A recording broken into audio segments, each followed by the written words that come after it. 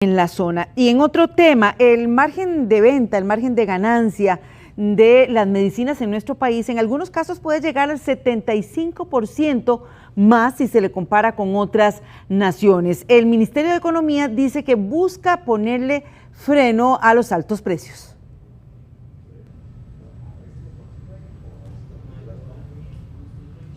Muy buenas noches. 9 de cada 10 costarricenses considera que el precio que paga por las medicinas es muy alto. Esto de acuerdo a una investigación del Ministerio de Economía que encontró que los márgenes de comercialización en la cadena de valor de los medicamentos es más alta respecto a los países que tienen economías similares a la nuestra. Veamos el siguiente ejemplo. Un laboratorio vende un medicamento en 1.000 colones hacia los distribuidores. Los distribuidores venden este mismo medicamento a las farmacias con un margen de comercialización promedio de un 80%.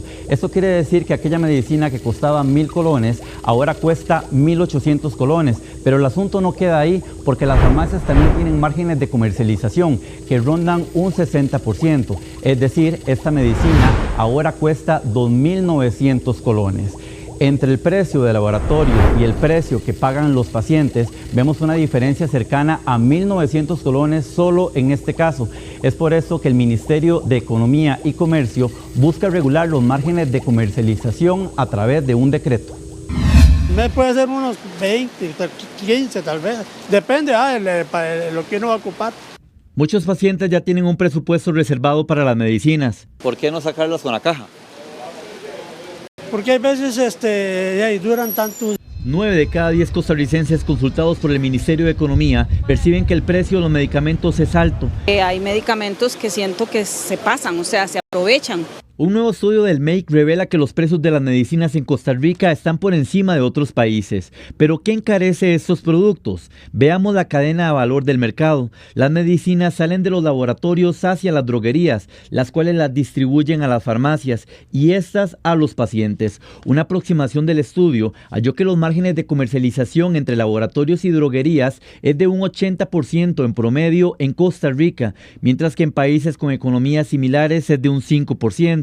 Por ejemplo, podría ser que una droguería que compra acetaminofén, ¿verdad? Y compra 1 millón de colones en acetaminofén, si el margen de comercialización es del 30%, quiere decir que cuando vende esa acetaminofén a las farmacias, las vende en 1.300.000 colones.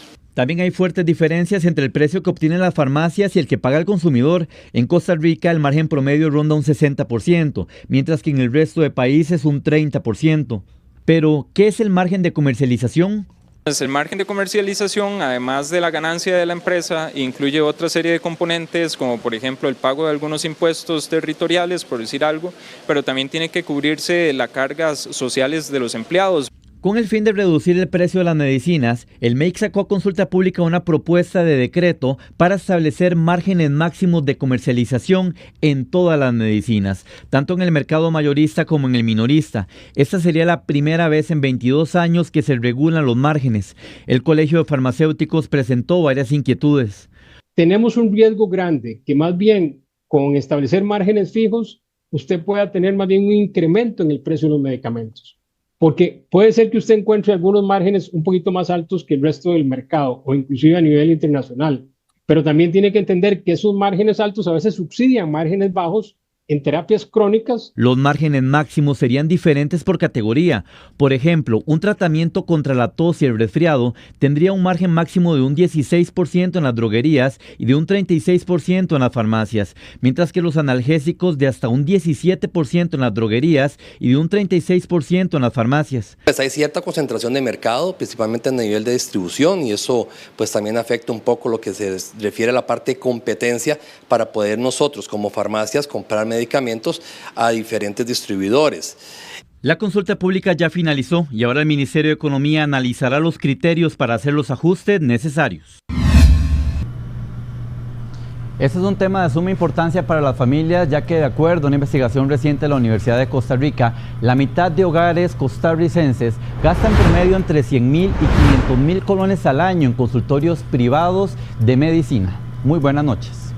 Gracias a nuestro compañero Josué Vargas. Sabemos que es un tema importante que a usted le preocupa. Daremos seguimiento.